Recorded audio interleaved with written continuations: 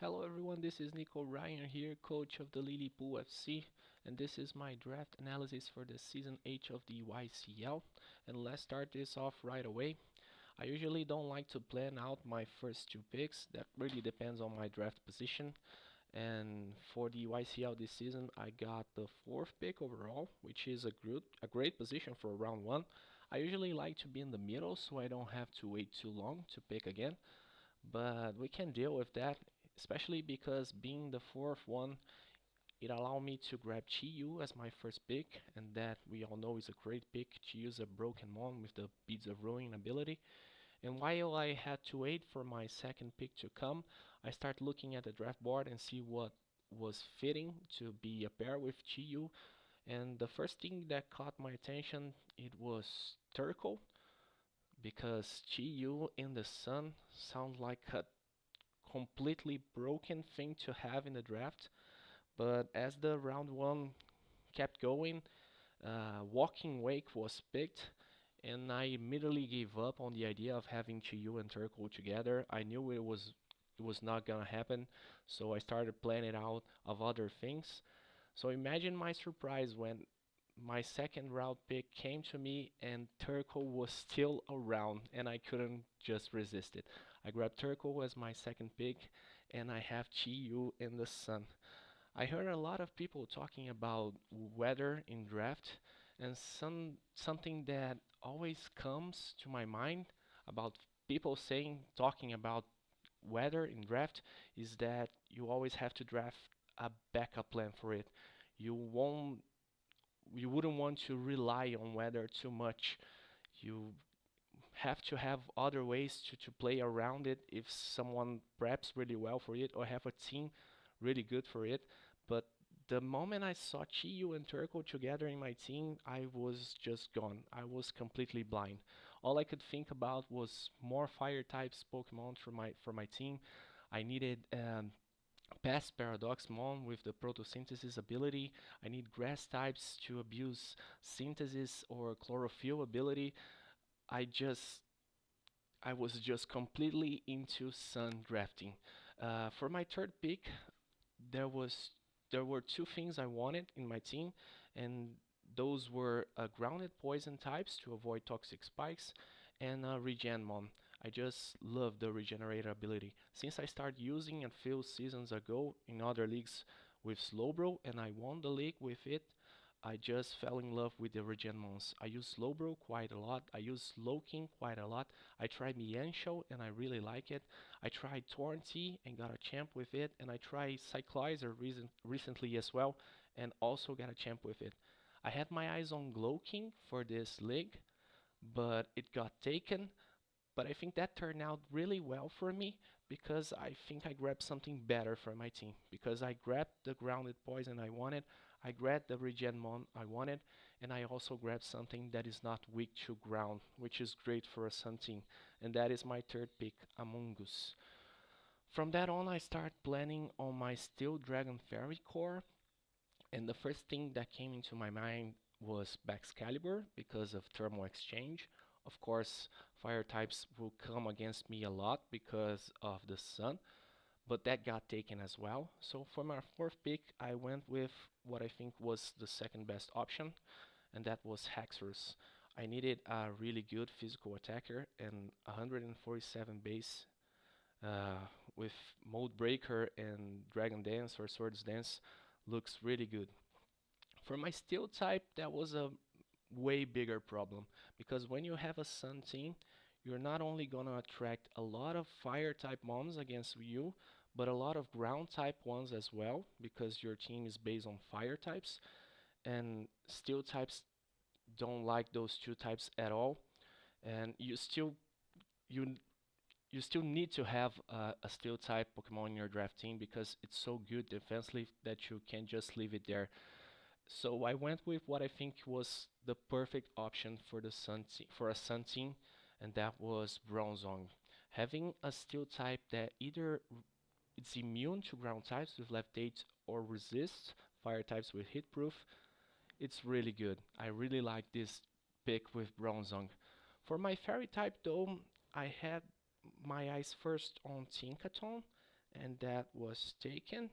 And then I went for Screamtail, which I think it would be a great addition to this team with the photosynthesis ability, but that got taken as well.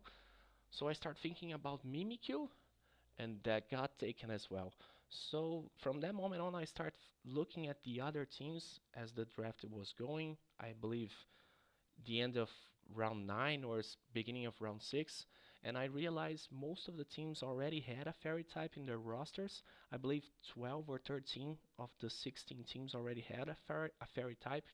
So I lucked myself into something I wanted as a fairy and taking the risk of leave it there and grab it later.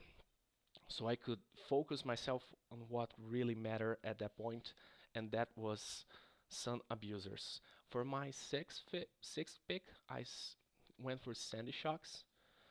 I think it's a great pick for the team. It has the photosynthesis ability, it has speed, it has a great special attack, and it is a ground type that doesn't care about flying types. For my seventh one, I went with my first Terra Captain, and that is Hisui Typhlosion. This thing is going to be so good in the team. You all know Typhlosion and how it can kill things if it's faster than it. Imagine Hisui Typhlosion Terra in the sun. I ran some cogs with it against a few mobs that I thought it could be its perfect counter, and they can't wall it. I can't wait to start using Hisui Typhlosion in this team. For my um, eighth round pick, uh, I went with, I think it was the only thing I wanted from the start. When I look at the draft board for the first time, one thing caught my attention. A thing that I thought it was really, really underpriced and I really wanted, and that was Primeape. This is my second Terra Captain, and I think in Gen 9, with the possibility of using Eviolite and Rage Fist, it made Primeape so good, and I can't believe I paid only 4 points for it. For my 9 round pick, I went for another Sun Abuser, and that was Leafeon. I think Leafeon is always underpriced in leagues. It's a low tier pick, and I don't think it's worth that little. I love using Leafeon. I think it's a great mon. It has a decent speed. It has good attack and defense stats with access to Wish and Swords Dance, and of course Chlorophyll ability to abuse the sun as well. I already used Leafeon twice in draft leagues, and I actually won both of those leagues. So maybe Leafeon is my amulet. Let's find out. For the 10th round, I looked back at my fairy pick, and gladly it was still there, so I was able to grab it. My fairy Pokemon was Greensnore. Greensnore is great for my team because something my team was lacking a lot at this point was priority. I believe only Hexrus with First Impression had it, so having a Prankster mon at this point is really good for the team. I think it could really benefit it, and I think Grizznor can help a lot on my teams. For the last 2 rounds, I had quite a few points left, so I start looking into things I thought it was missing on my team, and I found out 3 points I thought I really needed. First one, it was more hazard removal. At this point, I only have Turtle with rapid Spin. The second point is another ground resistance. My team has TU, Turtle, and Typhlosion-Hisui, and I only have Leafeon and Bronzong as resistance to ground, so I wanted another one. And last, of course, is speed. Even though I have Sandy Shocks and Leafeon in the sun, my fastest mon as a base stat is Sandy Shocks with 101, and I don't think that's really good. So for my 11th pick, I went with something that granted me all of these 3 things at once, and that was Talonflame. It has 126 base speed. It gives me defog, and it also a ground immunity in another flying type, or my only flying type of the team.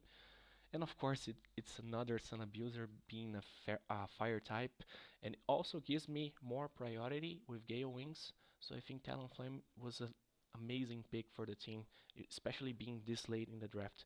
For my last pick, this season of the YCL had us the possibility of having 12 months max, and I still had 6 points to use, so I could grab my my 12th month. So all I could think about at this point was a ghost immunity. I really like having normal types in my team. I think they have great move pools usually. So with 6 points, there was quite a lot of available ones being normal type. So when I went with what I think was the best for the team, and that was Chansey.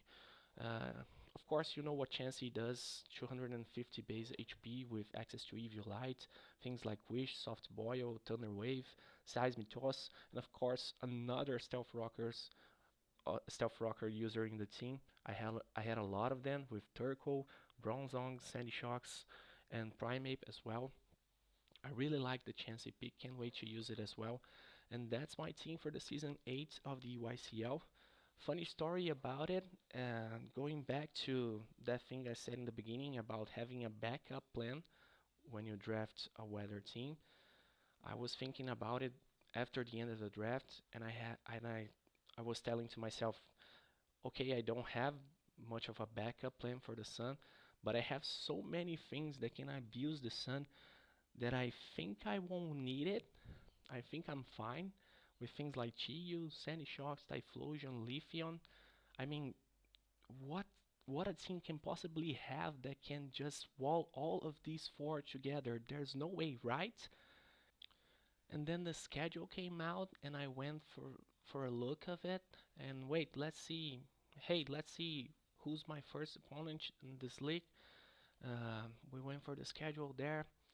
And look, my week one opponent is Machesney Park Slowpokes. Hey, that's Aperture, great friend of mine. Let's see what he's cooking on his team. And we take a look and we see Walking Wake, Arcanine Hisui, Lilligan Hisui, Dreadnought, and Gardevoir all together in one team. And all I could think about was, fuck. I don't have any answer at all for all of this. So I started looking for some advice on how to build against this team. And one friend of mine said something that I thought it was really funny and so true at the same time. I went for advice like, "Hey, I'm fucked, help me." And he said, "Wait, no, you're not fucked. That's actually great. You just grab the L on week 1 and you won't have to worry about all of these mons at all for the rest of the league." And he was so right. That's so true, man. I just can't beat this, but at least I take the L on week 1 and I won't have to worry about Walking Wake or Lilligan Hisui or Gardevoir ever again for the rest of the league. I'm fine. It's okay. We can lose one match. Let's take a look at our second week. We face the San Antonio Spars. That's Will. Let's take a look at his team, and he has Baxcalibur and Terra Cerulege. Oh man. But that's it, everyone. Thanks for listening. That's my draft analysis for the season 8 of the YCL, and I see you all in the battlefield.